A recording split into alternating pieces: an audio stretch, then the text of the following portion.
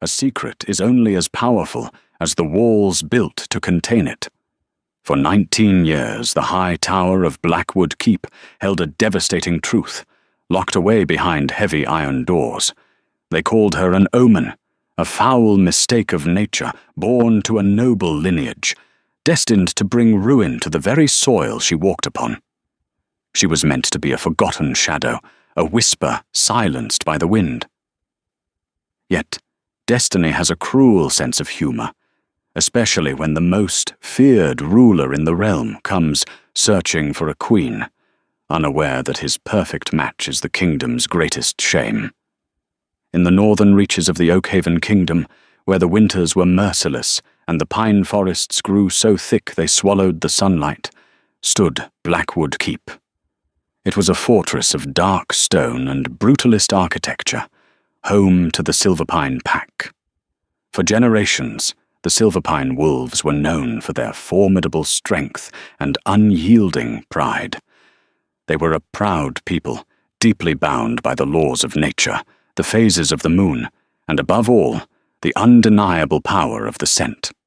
In the world of wolves, a scent was a soul.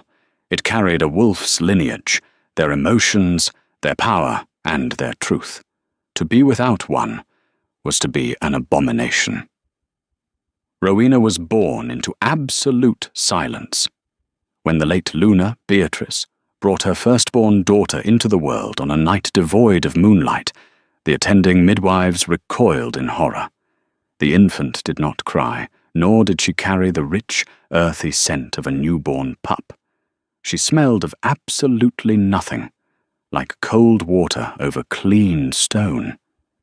And when the child finally opened her eyes, they were not the golden or amber hues of the Silverpine bloodline, but a piercing, unnatural violet. Alpha Alderic, a man whose ambition was matched only by his vanity, was terrified. The pack elders whispered of a primal curse, a hollowed one, sent by the dark spirits of the old world to tear the pack apart from the inside. They demanded the child be left in the freezing woods, as was the ancient, brutal custom for the cursed. But Alderic, perhaps out of a fleeting shred of mercy or a darker sense of possession, could not bring himself to slaughter his own flesh. Instead, he crafted a lie. The pack was told the firstborn had perished in the night. A small empty casket was burned on a pyre, and the pack mourned. Meanwhile, Rowena was carried up the spiraling, treacherous stone steps of the eastern tower, a wing of the keep that had been abandoned for a century. There she was given a single room, a barred window, and a life of absolute confinement. 19 years passed. Rowena grew from a silent, terrified child into a striking, solitary woman. Her violet eyes held the quiet intelligence of someone who had observed the world strictly from the outside. She spent her days reading ancient tomes brought to her by Lyanna, a deaf and mute servant who was the only soul allowed to cross her threshold. Rowena knew the histories of the werewolf kingdoms better than the scholars who wrote them, yet she had never felt the grass beneath her feet.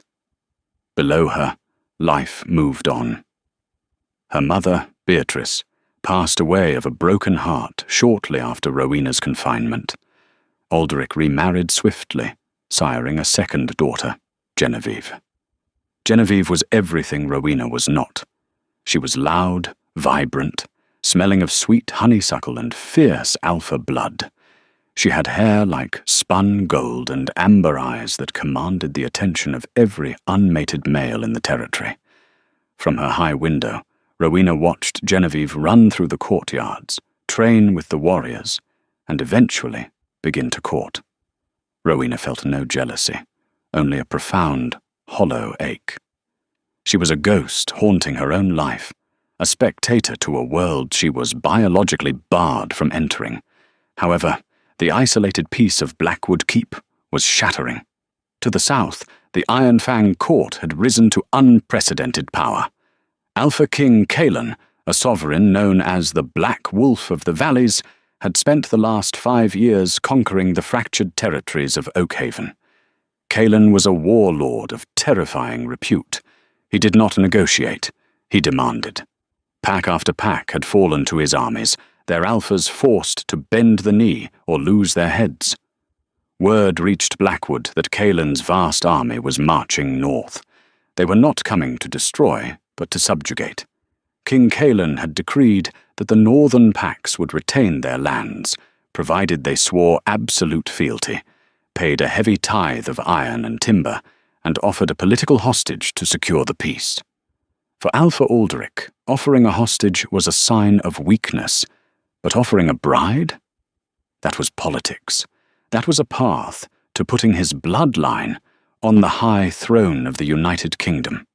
He immediately set his sights on presenting Genevieve to the Alpha King.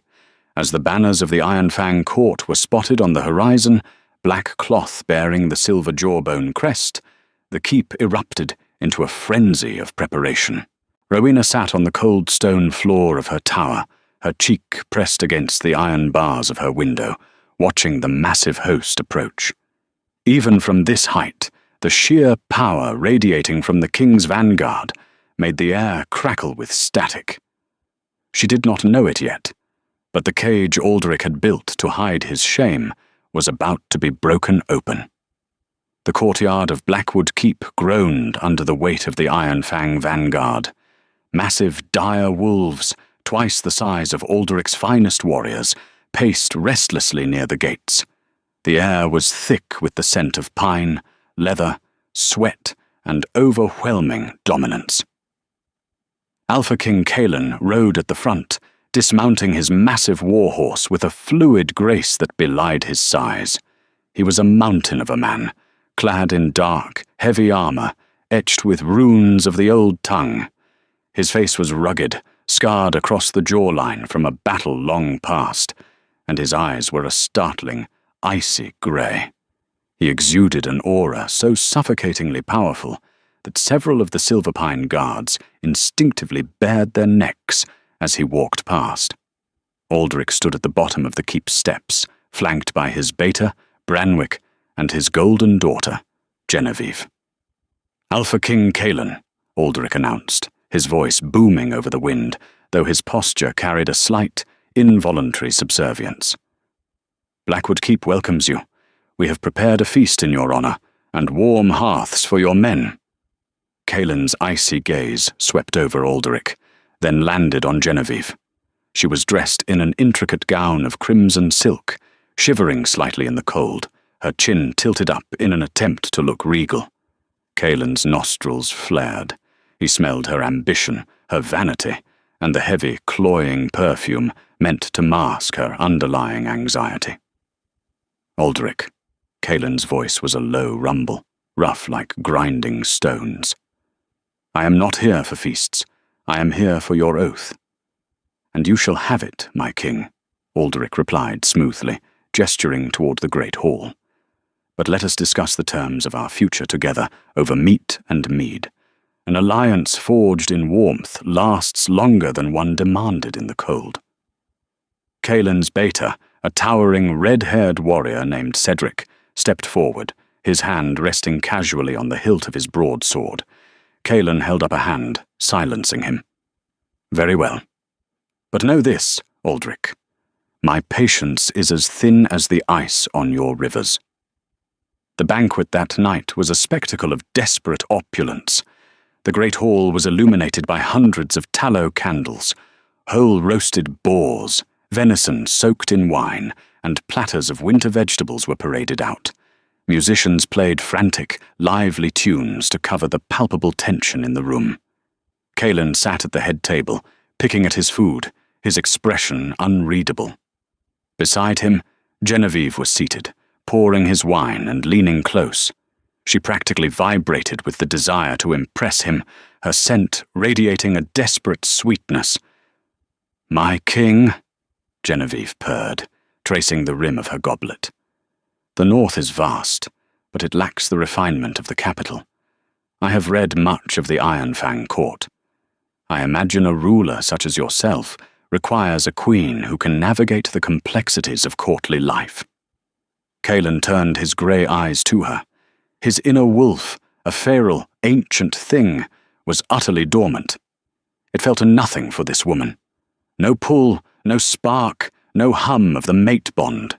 In fact, her cloying scent was beginning to give him a headache. "A king requires loyalty," Calen stated coldly, turning his gaze back to the crowded hall.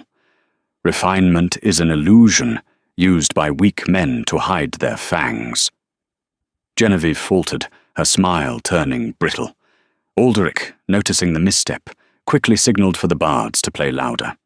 High above the feast, in the silent, freezing darkness of the eastern tower, Rowena paced. The heavy thumping of the bass drums from the hall below vibrated through the stone, making her heart race. For 19 years, she had accepted her fate. She had been the good, quiet ghost. But tonight, the air felt different. It felt charged, electric, heavy with a strange gravity pulling her toward the earth. Lyanna, her mute servant, had left hours ago, tasked with helping in the kitchens. In her haste, perhaps flustered by the overwhelming presence of the Iron Fang wolves, Lyanna had not thrown the heavy deadbolt on the outside of Rowena's door all the way. Rowena stopped pacing. She stared at the thick oak door. She walked over and pushed against it. It didn't budge. She pushed harder, leaning her entire body weight against the wood. With a rusted metallic shriek that echoed like a gunshot in the silent corridor, the deadbolt slid free. The door cracked open, revealing the pitch-black spiral staircase leading down. Rowena's breath hitched. Freedom. It was terrifying. If she was caught, Alderic would not hesitate to kill her to protect his lie. He would claim she was an intruder, a witch, and execute her on the spot to save face in front of the king. But the rhythmic pounding of the drums below seemed to synchronize with her own pulse. She looked down at her simple, undyed wool dress. She had no shoes. She had no weapon. But she had the shadows, just to feel the wind, she thought, stepping out into the cold corridor. Just to stand on the earth for 1 minute. She descended the spiraling steps, her bare feet making no sound on the icy stone. She navigated the castle by memory of the ancient blueprints she had studied. She avoided the main corridors, slipping through the servants' passageways and the abandoned cellars. She moved like a phantom, utterly undetectable. Because she possessed no scent, the highly trained Iron Fang guards stationed at the intersections did not even turn their heads as she slipped past the tapestries behind them. To a werewolf, a threat had a smell before it had a sound. Rowena had neither. Eventually, she found a heavy wooden door that led out to the western gardens, a neglected courtyard of overgrown briar roses and dead winter ivy. She pushed it open and stepped out into the biting cold. The night air hit her face, crisp and stinging. Rowena gasped, falling to her knees in the frost-covered grass. She dug her fingers into the frozen soil, weeping silently at the sheer, overwhelming sensation of the earth. The sky above was a brilliant tapestry of stars, unfiltered by iron bars. For the first time in her life, she felt real. But she was not alone in the garden. The noise of the banquet hall had finally become intolerable for Calen. The political posturing of Alpha Alderic, the cloying, desperate scent of Genevieve, and the stifling heat of the room had set his nerves on edge. He needed cold air. He needed silence. Leaving Cedric to monitor the hall, Calen slipped out a side door, navigating the stone corridors until he found the abandoned western gardens. The raw, freezing wind of the northern mountains was exactly what his agitated wolf required. He leaned against a crumbling stone statue, closing his eyes and letting out a long, slow breath.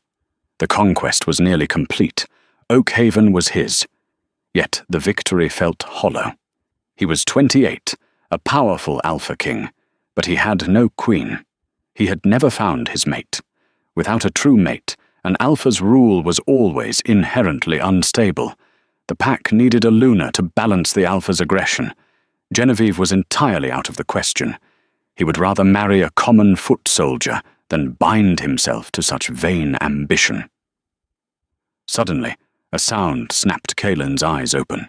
It was a soft rustle, the sound of fabric brushing against dead leaves. Instantly, Kaelin dropped into a defensive stance, his claws elongating, his eyes flashing to a lethal, glowing silver. He inhaled sharply, opening his senses to track the intruder. Nothing. He inhaled deeper, his chest expanding. Still nothing. There was no scent of sweat, no adrenaline, no metallic tang of fear. No earthly musk of a wolf. Not even the mundane scent of a human. There was only the smell of frost and dead roses. Yet, he could hear breathing. Shallow, erratic breathing. An assassin. It had to be. Some dark magic from the old world, a spell cast to mask a killer's presence. Kaelin's muscles coiled like tightened springs. He pinpointed the location of the breath behind a thick hedge of overgrown briar. With blinding speed, Kaelin lunged. He tore through the thorny hedge, his massive hands reaching out to grab the throat of the hidden killer. He slammed the small, fragile figure against the stone wall of the keep, his massive hand wrapping around a slender neck, lifting the intruder entirely off their feet. "Who sent you?" Kaelin snarled, his voice a terrifying, demonic rumble. The figure struggled, clawing desperately at his arm. Kaelin tightened his grip, stepping out of the shadows and letting the moonlight illuminate the assassin. His breath caught in his throat. It was a woman. She was pale, almost translucent in the moonlight, dressed in a ragged, undyed woolen shift. Her feet were bare and bleeding slightly from the thorns, but it wasn't her frail appearance that paralyzed the Alpha King. It was her eyes, wide with terror. Staring down at him were eyes the color of crushed amethysts, violet, glowing with an inner, desperate light. And then, the impossible happened. Kaelin's inner wolf, the savage, bloodthirsty beast that had slaughtered hundreds of men, the entity that bowed to no one and commanded the absolute fear of an entire kingdom, let out a pitiful, whimpering cry inside his mind. It slammed against the bars of his consciousness, not with aggression, but with absolute, terrifying submission. Mate. The word echoed in Kaelin's mind, tearing through his sanity. It couldn't be. The mate bond was triggered by scent. It was a chemical, spiritual lock and key. This woman smelled of nothing. She was a void. Yet, the moment their eyes locked, a physical shockwave tore through Kaelin's nervous system. It felt as though a tether of burning iron had been forged instantly between his chest and hers. Kaelin dropped her.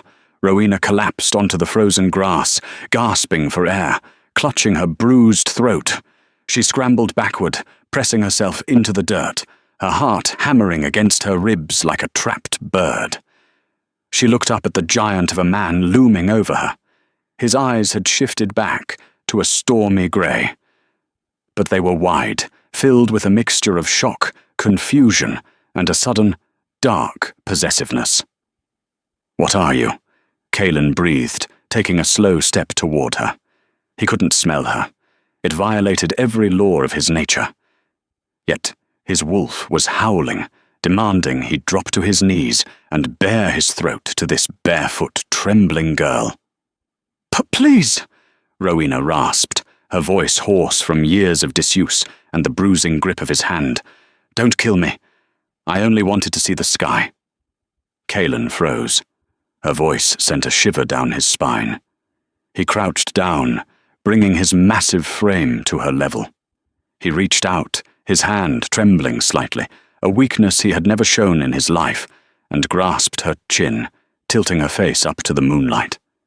"You are of Blackwood," he said softly, observing the fine aristocratic structure of her cheekbones, the silver-blonde hair that tumbled wildly over her shoulders. "But you have no scent, and you have violet eyes." Rowena squeezed her eyes shut, waiting for the blow, waiting for the disgust. "I am cursed.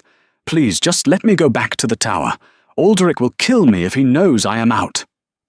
Aldrich. Kaelin's mind raced. He remembered the old rumors. whispers from nearly 2 decades ago.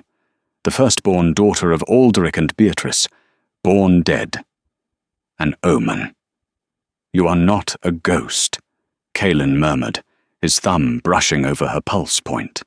The rapid, frantic beating of her heart was the most intoxicating rhythm he had ever felt. "You are the firstborn." "I am nothing," Rowena whispered, a tear slipping down her cheek. "I am the hollowed one." A low, possessive growl vibrated in Kaelin's chest. The realization of what Alderic had done hit him with the force of a battering ram. The Alpha of Blackwood had locked his true mate in a cage for 19 years.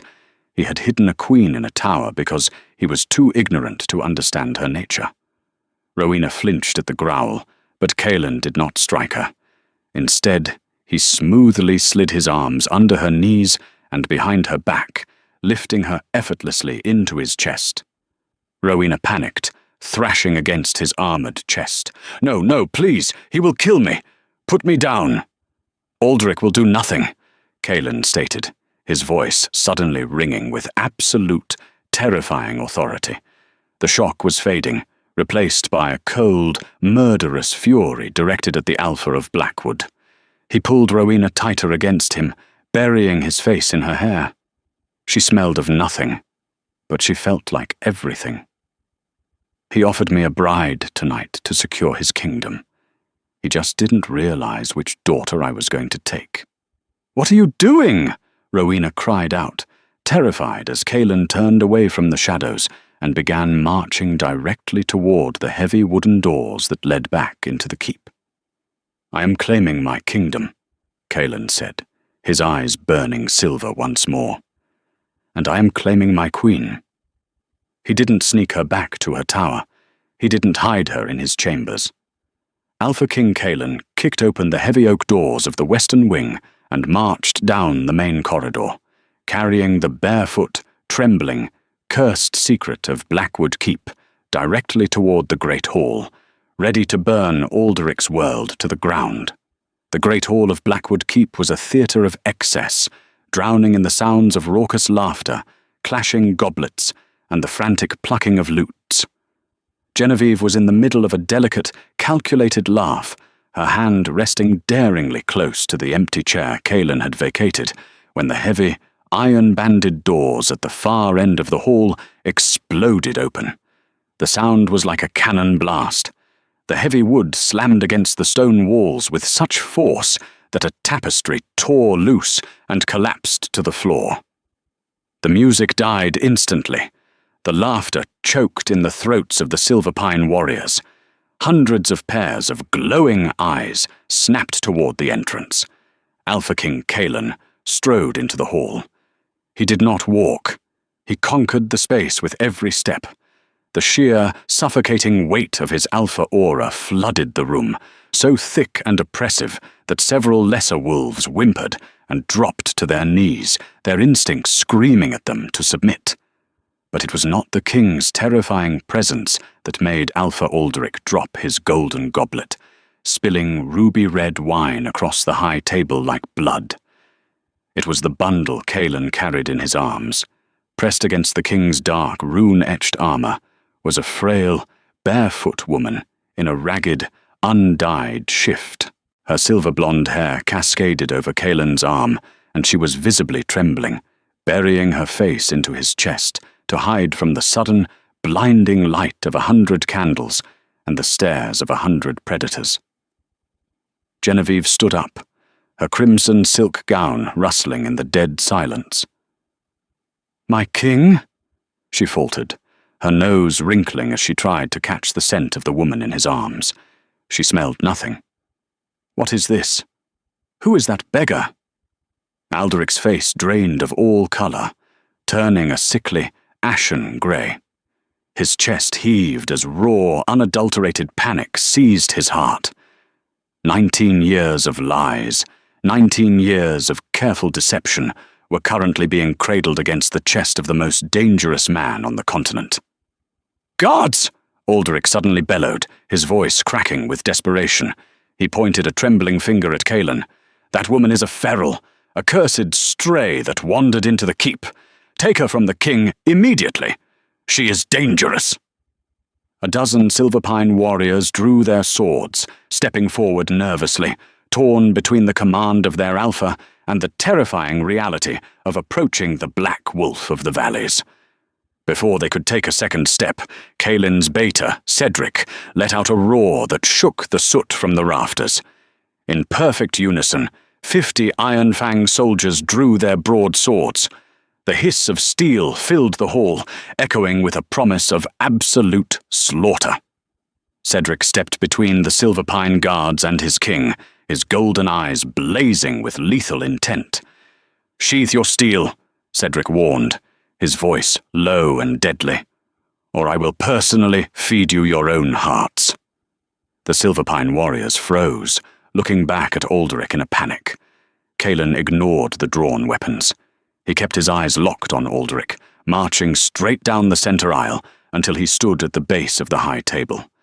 He gently set Rowena down on her feet, but kept a massive protective arm wrapped securely around her waist, pulling her flush against his side. Rowena kept her gaze firmly on the floor. The sheer volume of the room, the overwhelming sense of roasted meat, sweat, fear, and aggression were completely paralyzing to a woman who had spent 2 decades in absolute silence. She felt dizzy, anchoring herself to the solid, unyielding heat of the king's body. A feral Alderic? Kaelin's voice was dangerously quiet, cutting through the tension like a razor. "A stray?" "Yes, my king," Alderic lied, his jaw tight. "She is a hollowed one, an abomination, born without a wolf's scent. It is dangerous for you to touch her. The old laws demand she be put to the pyre. Please, hand her over to my guards and let us resume the feast. I will offer you Genevieve, as promised." "Genevieve is a pampered child who smells of desperation," Kaelin interrupted brutally, not even sparing the golden-haired girl a glance. Genevieve gasped, her face flushing a deep, humiliated purple as snickers broke out among the Iron Fang ranks. Kaelin reached out and gently placed a finger under Rowena's chin, tilting her head up so the entire hall could see her face. Gasps rippled through the older members of the Silverpine pack. The elders, those who had been present when Beatrice gave birth, stared in abject horror. "Look at her eyes, Alderic," Kaelin commanded, his voice rising to a booming, authoritative thunder that demanded absolute obedience. "Look at the violet eyes of the true Silverpine lineage, the eyes of your late mate, Beatrice." Murmurs erupted throughout the hall. "It cannot be," an old elder whispered, leaning heavily on his cane. "The firstborn died. She was burned." "You burned an empty box, old man," Kaelin snarled, his gaze sweeping the room before returning to the trembling Alpha. "Your Alpha locked his firstborn daughter in a freezing tower for 19 years because she frightened him, because she carried no scent, and he was too weak to protect his own blood from your superstitious ignorance." Alderic slammed his fists on the table. "She is cursed. She brings rot and ruin. To claim her is to invite death upon your own house." "To claim her," Kaelin roared, his silver eyes flaring so brightly they illuminated the space around him, "is my divine right." The entire hall fell dead silent again. Rowena looked up at Kaelin, her breath catching in her throat, at the raw, unmasked devotion burning in his monstrously handsome face. "She is my mate," Kaelin declared, the words dropping like anvils onto the stone floor. Chaos erupted. A scentless mate? It was a biological impossibility. The mate bond was forged in the primal hum of pheromones and spiritual scent. Yet, the absolute conviction radiating from the Alpha King was undeniable. His wolf was violently, permanently tethered to the fragile girl by his side.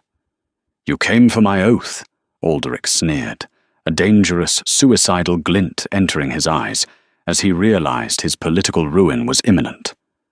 "You came for an alliance. If you take the Cursed One, you take her as an enemy of Blackwood. We will not bow to a king who courts a demon." Kaelin let out a dark, rumbling laugh. It was a terrifying sound. Alderic, you misunderstand the nature of my visit. I did not come to ask for your loyalty. I came to inform you that your lands are now mine. Kaelin turned to Cedric. Disarm the Silverpine guards. Any man who resists will be executed on the spot. Confine Alderic to the dungeons of his own keep. Let him see what the dark feels like. You cannot do this, Alderic screamed, reaching for the sword at his hip. He didn't even clear the scabbard. Cedric moved with terrifying speed, vaulting the high table and slamming the hilt of his sword directly into Alderic's temple. The Alpha of Blackwood crumpled to the floor like a puppet with cut strings. Genevieve screamed, backing away in terror. The Silverpine guards, seeing their Alpha fall so easily, and staring down the insurmountable might of the Ironfang army, dropped their weapons. The clatter of steel hitting the stone echoed the fall of the Blackwood dynasty. Kaelin looked down at Rowena. Her wide, violet eyes were filled with unspeakable shock. In 5 minutes, this terrifying warlord had dismantled her father, conquered her pack, and burned down the prison of her entire existence. "Come, my queen," Kaelin said softly, the lethal edge in his voice vanishing completely as he spoke to her. He unclasped his heavy, fur-lined velvet cloak and wrapped it around her shivering shoulders, engulfing her in his warmth and the scent of pine and leather. "We are leaving this cursed place. You will never see these walls again." They rode through the night, leaving the towering, oppressive shadows of Blackwood Keep far behind. Kaelin refused to spend another hour in the fortress that had been his mate's tomb. The Ironfang vanguard moved swiftly through the snow-laden pine forests, their massive, dire wolves cutting a path toward the southern valleys. Rowena sat inside Kaelin's personal carriage, a heavily armored, luxurious conveyance lined with thick bear pelts and warmed by a small iron stove. She was dressed in an oversized tunic Kaelin had provided, her feet finally wrapped in warm, fur-lined boots. She stared out the small glass window, watching the moon illuminate the forest canopy. The sheer vastness of the world was intoxicating. Every tree, every shadow, every star was a miracle. She had spent 19 years reading about the world. Now, she was flying through it. Kaelin sat across from her, his massive frame taking up most of the space. He watched her with a quiet, intense reverence. His inner wolf, usually a restless, violent creature demanding blood and territory, was completely at peace. It was curled up in his mind, purring like a tamed hound simply because she was breathing the same air. "You are quiet," Kaelin finally spoke, his deep voice cutting through the rumble of the carriage wheels. Rowena jumped slightly, tearing her eyes away from the window. She looked at him, still struggling to comprehend that this fearsome king, a man who had conquered kingdoms and shattered her father with a single word, was looking at her as if she were made of spun glass. "I have spent my life being quiet, Your Grace," Rowena replied softly, her voice still rough, carrying a delicate musical cadence. "It is a hard habit to break." "Kaelin," he corrected gently. "You will call me Kaelin, and you will never have to be quiet again. If you wish to scream, scream. If you wish to sing, sing.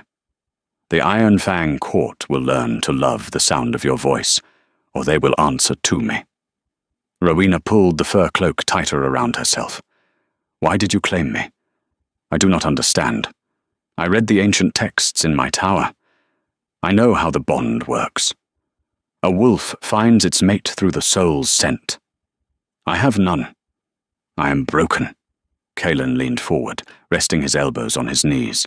He reached out, his large, calloused hand gently encompassing both of her small ones. "You are not broken, Rowena.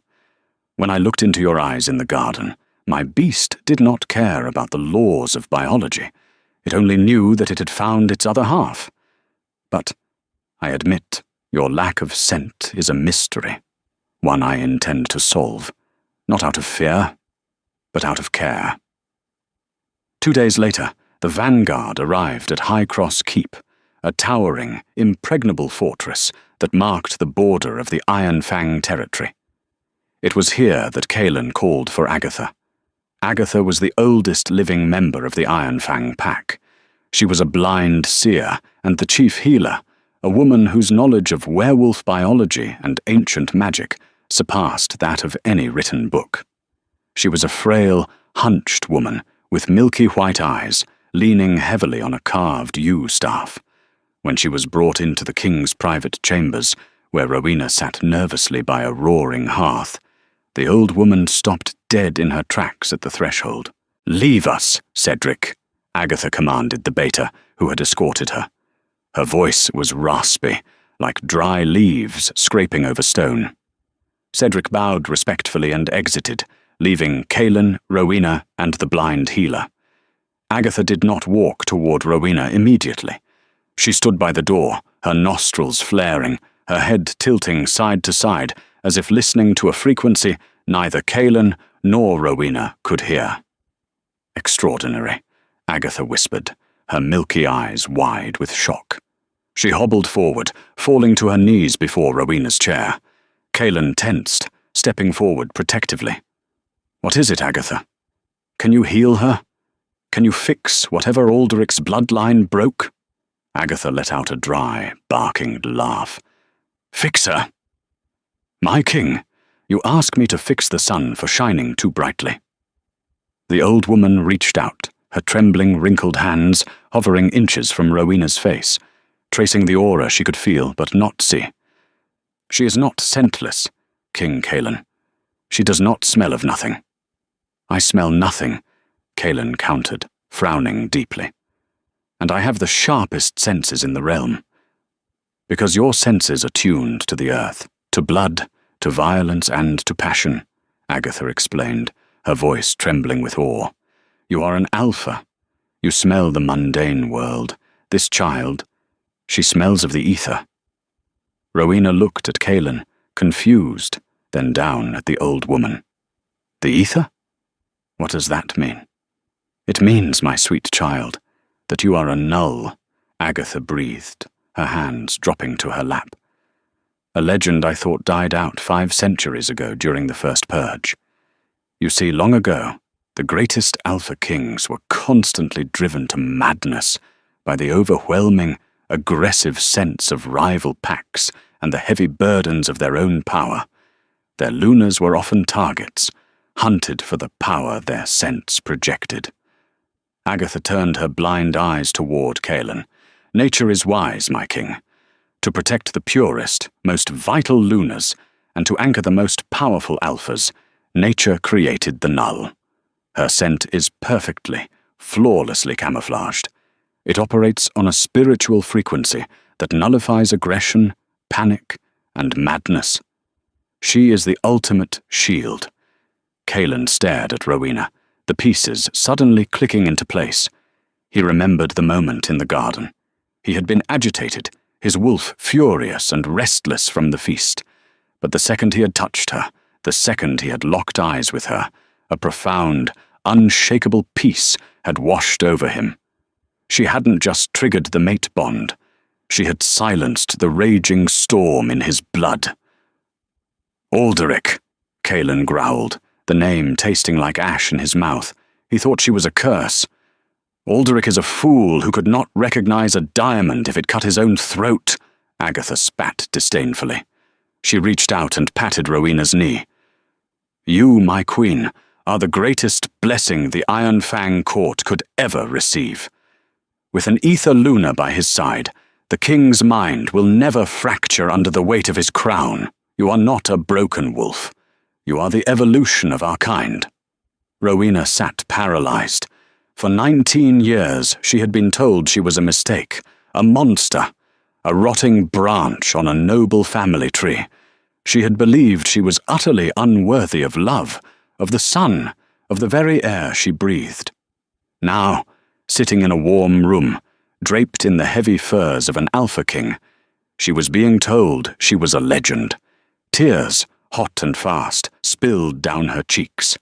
The dam she had built around her heart for 2 decades finally shattered. She covered her face with her hands, a ragged sob tearing from her throat.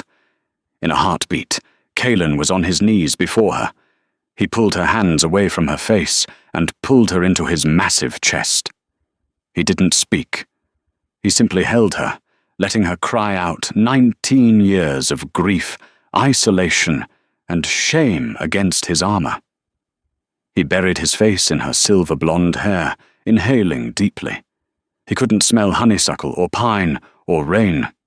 But Agatha was right. He smelled peace, absolute, unwavering peace. "You are safe," Cailan whispered into her hair, his arms tightening around her. "You are my queen, and when we return to the capital, the entire world will bow to the woman they tried to erase." The journey south to the Iron Fang capital of Ethelgard took a fortnight, during which the world Rowena knew only from dusty, decaying parchments unfurled before her eyes. The freezing, jagged pine forests of the north gave way to rolling emerald valleys, roaring rivers, and sprawling stone villages that bowed to the black and silver banners of King Cailan. With every passing day, the terrified, barefoot girl who had hidden in the shadows of Blackwood Keep began to fade. Under Cailan's fiercely protective and devoted gaze, Rowena blossomed. He dressed her in gowns of rich violet and deep black velvet, colors that complemented her striking eyes and pale hair. But more importantly, he listened to her. When Cailan held war councils with his generals on the road, he insisted Rowena sit beside his heavy oak chair. Initially, the Iron Fang commanders were skeptical of the silent, scentless woman. But Rowena's voracious reading during her 19 years of captivity had given her an unparalleled understanding of Oakhaven's history, topography, and ancient treaties. Her strategic mind was as sharp as a finely honed blade. However, the shadows of her past were not so easily outrun. On the 12th night of their journey, as the vanguard camped in the ruins of an ancient amphitheater, a blooded Iron Fang scout rode fiercely into the encampment. His dire wolf was panting heavily, its grey fur matted with sweat and dried blood. Cailan strode out of his command tent, his arm instinctively wrapping around Rowena to shield her. "Report," he commanded, his voice echoing like thunder against the stone ruins. "My king!" the scout gasped, sliding from his mount and dropping to one knee. "Treachery in the north. Alpha Aldrich remains in the dungeons, but his daughter Genevieve has escaped. She did not flee alone. She has aligned herself with the remnants of the Chastel mercenaries." A low, collective growl rippled through the Iron Fang camp. Rowena recognized the name immediately. Antoine Chastel was not a myth of the werewolf world, but a dark, terrifying reality, a historical figure whose private journals and documented atrocities against lycanthropes in the 18th century French province of Gévaudan were infamous. The Chastel lineage had survived for centuries as a ruthless guild of rogue hunters and exiled wolves, specializing in dark alchemy and poisoned weaponry. They were the underground nightmare of the werewolf nobility. Genevieve promised them the Blackwood armories and a seat at her table if they helped her reclaim the north. The scout continued, his voice tight with pain. "They are not waiting for us to leave, my king. They have set a trap in the Whispering Gorge. They intend to kill you and take the Aether Luna to sell her blood on the black market." Cailan's eyes flared a blinding, lethal silver. The very air pressure in the camp dropped, heavy with the Alpha's murderous intent. "She dares to align with butchers? She seeks to sell my mate?" "Cailan," Rowena said softly, placing her small, warm hand over his tightly clenched fist. The physical contact was instantaneous magic. The suffocating, aggressive aura radiating from the king vanished, absorbed and neutralized by her ether nature. The surrounding soldiers, who had been instinctively baring their necks in submission to his rage, suddenly drew in deep, steadying breaths. They have the high ground in the gorge, Rowena pointed out, her voice calm, projecting a terrifying serenity that fascinated the battle-hardened veterans. But the Chastel mercenaries rely on silver ash powder and ambush tactics. They do not fight in close quarters unless they have an overwhelming advantage. If we march into the gorge, we play their game. What do you propose, my queen? Kaelin asked, looking down at her, his complete trust evident to every soldier present. We do not march through the gorge. We split the vanguard, Rowena instructed, her violet eyes scanning the ancient maps laid out on a nearby table. You take a small, highly visible decoy force through the valley. Draw their fire. Let them believe they have trapped the Alpha King. Meanwhile, Cedric and the main host will scale the eastern ridge beneath the cover of night. When they spring the trap on you, Cedric will slaughter them from behind. It was a brilliant, ruthless maneuver. Kaelin smiled, a dark, predatory baring of fangs that promised absolute ruin for his enemies. The following dawn, the trap was sprung just as Rowena had predicted. As Kaelin rode into the narrow, fog-choked, whispering gorge with only 20 men, the cliffs above erupted. Grappling hooks and weighted nets rained down, followed by a barrage of crossbow bolts tipped with liquid silver. Genevieve stood at the precipice, flanked by cloaked Chastel mercenaries. "Kill the beast!" she shrieked, her face twisted in an ugly mask of jealousy and rage. "Take back my crown!" But the Iron Fang decoy force held their ground, raising heavy iron shields. Before Genevieve could order a second volley, the eastern ridge exploded with the horrifying, synchronized roars of 200 Iron Fang warriors. Cedric led the charge, descending upon the mercenaries like a tidal wave of fur and steel. The ambush dissolved into a massacre. The Chastel mercenaries, utterly unprepared for a flanking maneuver of such scale, were torn apart. In the chaos, Genevieve scrambled down the rocky slope, desperate to escape the slaughter. She locked eyes with Kaelin, who had dismounted and was walking toward her with the slow, inevitable stride of a god of death. Panicking, Genevieve pulled a glass vial from her cloak, a Chastel explosive filled with concentrated wolfsbane and silver vapor, and hurled it directly at Kaelin's chest. It shattered against his armor. The toxic green vapor erupted, enveloping the Alpha King. Kaelin roared in agony, falling to one knee as the dark alchemy seared his lungs and burned his skin, effectively paralyzing his inner wolf. Genevieve drew a dagger, lunging forward to finish the crippled king, but she never reached him. A figure stepped out from the dissipating fog, standing directly between the fallen king and the maddened princess. It was Rowena. She had refused to stay behind at the camp, riding disguised among the decoy force. "Move, you cursed freak!" Genevieve screamed, slashing the dagger toward Rowena's face. Rowena did not flinch. She did not run. For 19 years, she had been a victim of this woman's vanity and her father's cruelty. She reached out with astonishing speed, her hand clamping around Genevieve's wrist with a strength that defied her fragile appearance. "I am not cursed," Rowena whispered, her violet eyes glowing with an ethereal, blinding light. As Rowena's ether energy flared, a visible shockwave of pure, crystalline air pulsed outward. It hit the lingering cloud of toxic wolfsbane and instantly neutralized it, turning the deadly green vapor into harmless morning dew. Genevieve gasped, trying to pull away, but Rowena held fast.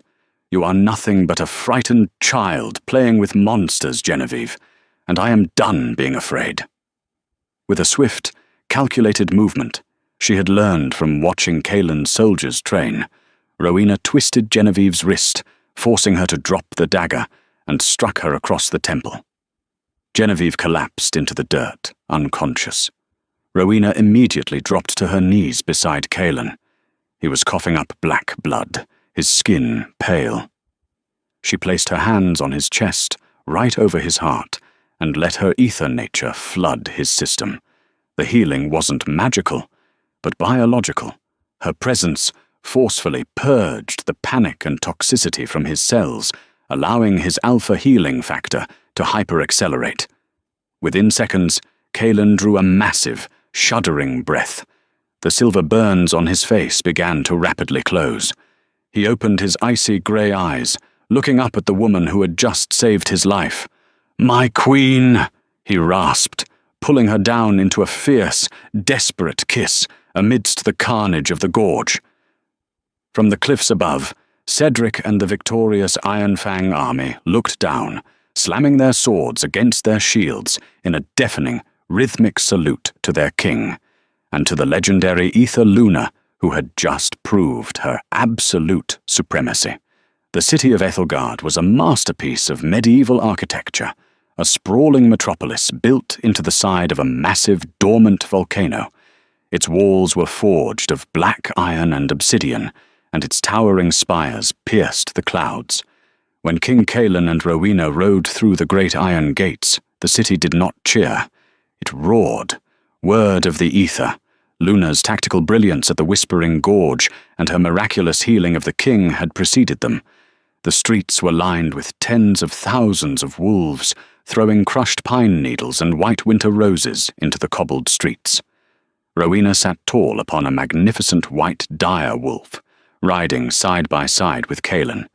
She was no longer a barefoot ghost in a wool shift. She wore a riding habit of midnight blue, intricate silver armor hugging her shoulders, and a heavy cloak of white dire bear fur. Her violet eyes, once filled with terror, now surveyed her people with profound empathy and unyielding strength. Their first order of business was justice. In the grand throne room of Ethelgard, beneath a massive chandelier of wrought iron and glowing crystals, Genevieve was brought before the royal dais in heavy iron chains. The golden girl of Blackwood was covered in dirt, her spirit broken, her ambition reduced to ashes. Kalen sat upon the obsidian throne, his presence suffocating and absolute. "Genevieve of Blackwood," his voice boomed, devoid of any mercy. "You conspired with the Chastel mercenaries. You attempted to assassinate your king. The punishment for high treason is death by the pyre." Genevieve sobbed, falling to her knees and pressing her forehead against the cold stone floor. "Please," she begged, looking up at Rowena. "Rowena, sister, please." Rowena looked down at the woman who had lived a life of luxury while she rotted in a cell. She felt no desire for vengeance, only a deep, profound pity. Death was too easy. Death ended the lesson. Rowena stood up from her throne, her voice echoing clearly through the silent hall. "You do not know the meaning of the word Sister Genevieve.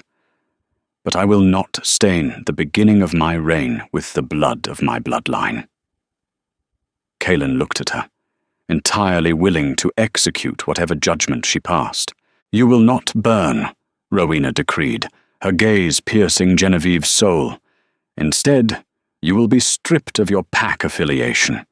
Your wolf will be bound by Agatha's alchemy, and you will be exiled to the human territories across the Eastern Sea. You will live the rest of your life as a human, without the strength of a wolf, without the protection of a pack, and without a scent. You will know exactly what it feels like to be hollow." A hushed gasp swept through the hall. It was a fate worse than death for a proud werewolf, but it was a perfectly poetic, bloodless justice. Kalen nodded slowly, a dark smile playing on his lips. He signaled the guards, who dragged the screaming, thrashing Genevieve away. That evening, the great temple of Ethelgard was lit by 1,000 silver braziers. It was the night of the coronation. Rowena knelt before the high altar. Blind Agatha, dressed in ceremonial robes, stood before her, holding a crown forged of intertwined silver branches and a single massive amethyst that matched Rowena's eyes perfectly. For centuries we believed the Aether was lost. Agatha's raspy voice echoed through the massive stone cathedral. We believed the gods had abandoned us to our own rage. but from the darkest tower of the north, the light has returned. Agatha gently lowered the crown onto Rowena's silver-blonde hair. "Rise, Rowena of House Ether," Agatha proclaimed, "true mate to the Black Wolf, anchor of the Iron Fang court, and the unquestioned High Queen of Oakhaven." Rowena stood. She turned to face the congregation. Below her stood the greatest Alpha King in history, looking at her with an adoration so profound it bordered on worship. Behind him stood thousands of the most fearsome warriors in the realm, and as one, they dropped to their knees, bowing their heads in absolute submission to their scentless, magnificent queen. She had spent 19 years locked in a cage, told she was a mistake of nature. Tonight, she was the sky itself. The tale of the Ether Queen remains a testament to the devastating folly of prejudice and the enduring power of destiny. Alpha Alderic's desperate attempt to hide what he deemed a biological flaw only served to preserve the very salvation of his world. By locking Rowena away, he unknowingly protected the realm's most vital asset from the politics and wars that would have surely claimed her. King Cailan, a ruler defined by blood and conquest, found his absolute equal not in a warrior of fierce pedigree, but in a silent scholar who taught a feral kingdom the strength of peace. Rowena's journey from a forgotten, barefoot prisoner to the revered High Queen of Oakhaven proves that true power doesn't always roar. Sometimes it is the quiet, unbreakable calm that anchors the storm. She was labeled a curse, but in the end, she became the very heartbeat of an empire.